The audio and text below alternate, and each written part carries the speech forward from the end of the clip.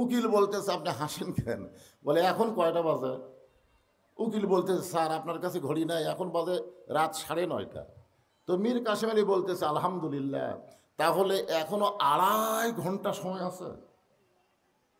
সময়ের কসম করে আল্লাহ বলতেছে ওয়াল আসর, এখনো 2.5 ঘন্টা সময় আছে। তো খামাকা 2.5 ঘন্টা চেতন থেকে লাভ কি? রাত যখন আল্লাহ ঘুমের জন্য দিয়েছে, লাইলাল লিবাসা নাওমাকুম সুবাতা, আল্লাহু আকবার। আল্লাহ রাত কিসের জন্য দিছে? অন্ধকার চাদর আল্লাহ বানায় দিয়েছে ঘুমের জন্য। ঘুম হলো একটা জান্নাতি নিয়ামত, জোরে কোন সুবহানাল্লাহ। তো কাশেম আলী সাহেব বললেন, উকিল তাহলে আমি ঘন্টা 2 ঘুম পাড়ি, যদি আমি চেতন না পাই তুমি আমার ঘুম থেকে ডাক দিও। উকিল কয় কে রে, ফাঁসি হবি ওর। আর 2.5 ঘন্টা সময়ের মধ্যে 2 ঘন্টা ঘুম পাড়বি, চেতন যদি না পায় হামাক ডাক দেওয়া লাগবে। উকিল বলে স্যার আপনার ফাঁসি হবে। মীর কাসেম আলী বললেন আমি ঘুমায় গেলাম, যদি চেতন না পাই 12টার আগে তুমি আমার ঘুম থেকে ডাক দিও। উকিল মনে মনে বলতেছে ফাঁসির কথা মনে করে হয়তো পাগল হয়ে গেছে, তাছাড়া 12টায় ফাঁসি হবি, 9:30টার সময় ঘুমায় যাবি, মাথা ঠিক আছে। উকিল যখন মন খারাপ করে বের হয়ে গেছে, রাত 11:30টার সময় 2 ঘন্টা পরে ফাঁসির কন্ডম ছেলে ঢুইকা দেখে মীর কাসেম আলীর নাক দেখা ঘুম পাড়তেছে। উকিল কয় সর্বনাশ, 8 ঘন্টা পরে যে লোকটার ফাঁসি হবে আর এই লোকটা নাক দেখা ঘুম পাড়তেছে। পায়ের আঙ্গুল নড়াইছে, ঘুম থেকে চেতন পায়, বলতেছে কে ভাই 12টা বাজছে? কয় না স্যার, এখন 8 ঘন্টা দেরি আছে। মীর কাসেম আলী ওযু করলেন, 2 রাকাত নামাজ আদায় করলেন। 2 রাকাত নামাজ আদায় করার পরে কোরআন থেকে 2টা সূরা তেলাওয়াত করলেন। একটা হলো সূরা মুলক আর একটা হলো সূরা মুজাম্মিল। তাবারাকাল্লাযী বিয়াদিহিল মুলকু ওয়া হুয়া আলা কুল্লি শাইইন কাদির। আল্লাহু আকবার। বুঝবার পারেন নাই? বুঝতে পারছেন? গোটা পৃথিবীর রাজত্ব কর্তৃত্ব মালিকানা কার হাতে? সমস্ত ক্ষমতার মালিক কে? আল্লাযী খালাকাল মাউতা ওয়াল হায়াতা লিয়াবলুয়াকুম আইয়ুকুম আহসানু আমালান ওয়া হুয়াল আজিজুল গফুর। 2টা সূরা তেলাওয়াত করার পরে কন্ডম সেলের মধ্যে যতগুলো পাঞ্জাবি ছিল তার মধ্যে সবচাইতে যেটা ভালো ওইটা গায়ে দিয়া চিরুনি দিয়া চুল হাসড়ার পরে বলতেছে উকিল দেখো তো আমার কেমন লাগতেছে। উকিল ছোট বাচ্চার মতন কান্দে বলে স্যার আপনার ফাঁসি হবে। আপনি কি শ্বশুর বাড়ি যাবেন? যেভাবে পাঞ্জাবি গায়ে দিয়ে মাথার চুল হাসড়ায় বলতেছেন আমার কেমন লাগতেছে, আপনি কি শ্বশুর বাড়ি যাবেন? আপনার ফাঁসি হবে। মীর কাসেম আলী রাগ করে বলে উকিল ফাঁসি হবে আমার, আর তুমি কান্দো কেন? ফাঁসি আমার হবে, তুমি কেন কাঁদতেছ? 2 ঘন্টা ঘুমের মধ্যে আল্লাহ পাক আমাকে জানায় দিছে ফাঁসির মাধ্যমে 8টা জান্নাতের দরজা আল্লাহ খুলে ধরবে। ওয়ালা তাকুলু লিমান ইউকতালু ফি সাবিলিল্লাহি আমওয়াতুন বাল আহইয়াউ ওয়ালাকিন লা তাশউরুন। তাসদিক বিল জেনান, যাদের কলিজার মধ্যে ঈমান আছে তারা কোনোদিন মৃত্যুকে পরোয়া করবে না, তারা আল্লাহ রাস্তায় জীবন দেওয়ার জন্য সব সময় রেডি হয়ে থাকবে। জোরে কোন কথা ঠিক কি না? আপনি কখন মরবেন? আপনি কখন মরবেন আপনি জানেন তো? এখন বেসাইজ হয়ে থাকলে হবে না তো, সবসময় একটা সাইজ হয়ে থাকা লাগবে। যারা প্রকৃত ইমানদার, যাদের কলিজার মধ্যে ঈমান আছে, তারা ফাঁসি কি আর মৃত্যু কি, যাওয়া তো লাগবেই। তাদের বিশ্বাস এই দুনিয়া থাকার জায়গা না, যতই 3 তলা 5 তলা 7 তলা বিল্ডিং করেন আসলে থাকা যাবে না। বারবার তো জনগণকে দেখাচ্ছেন, ওই যে দেখো আমার বাড়ি, ওই যে দেখো 4 তলার ভিত দিছি, 3 তলা কমপ্লিট হচ্ছে, রড বার করে থুছি, আর 1 তলা হলেই আমার শান্তি, আর 1 তলা হলেই আমার শান্তি। 2 কান্দে 2 ফেরেশতাকে আল্লাহ কি মানুষ না পাগলা? এই যে বারবার আঙ্গুল দিয়ে দেখায় ওই যে আমার বাড়ি, ওই যে উপর দিকে দেখায় ওই যে আমার বাড়ি, দেখার লাগবে এই যে আমার বাড়ি। কি চারতলা না নিচতলা? নিচতলা মানে একতলা না। আপনারা মনে করবেন নিচতলা মানে একতলা, তা না, তারও আবার নিচে আন্ডারগ্রাউন্ড।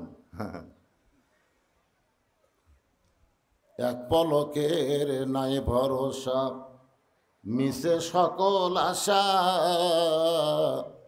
কখন বুঝি দারুণ ঝড়ে ভাঙবে তোমার বাসা। একটু মনোযোগ দিবেন। তাসদিক বিল জানান, কলিজার মধ্যে যখন ঈমান থাকবে ওই মানুষটার কাছে, ওই মুমিনের কাছে দুনিয়াতে আসা যাওয়া কোনো ফ্যাক্টর না।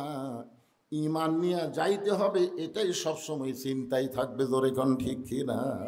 যাওয়া তো লাগবে, আমি যতই না যাওয়ার চিন্তা করি যাওয়া লাগবে।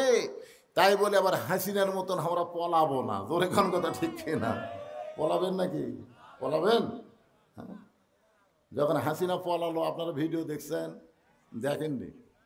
যদি দেখে থাকেন তাহলে দেখবেন শেখ রেহানে হাঁটতেছে মাটির দিকে তাকায় তাকায়। শেখ রেহানা হাসিনার ছোট বোন মাটির দিকে তাকায় তাকায় হাঁটতেছে, আর হাসিনা যখন পলানোর আগে হাঁটতেছে তখন দেখবেন চারিদিকে এভাবে তাকাচ্ছে, এভাবে চারিদিকে তাকায়।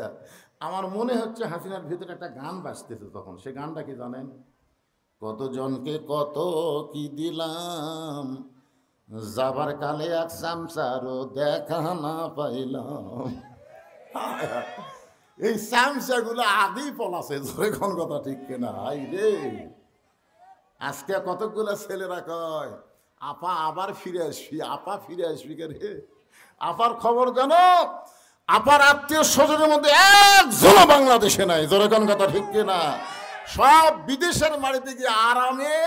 এবার ঈদের সময় দেখছেন যে হাসান মাহমুদ সহ আরো যে কয়টা মন্ত্রী আছে সবগুলো একত্র হয়ে কি কোলাকুলি করতেছে, আর চামচাগুলা বাংলাদেশে কুত্তের মতন খাও খাও খাও খাও করতেছে। আর এই চামচা নেতা সব পলায় গেছে। তোমরা খাও খাও করে কোনো লাভ হবে না, কারণ যে পলায় যায় সে কোনোদিন আর ফিরে আসে না। জোরে কোনো কথা ঠিক কি না?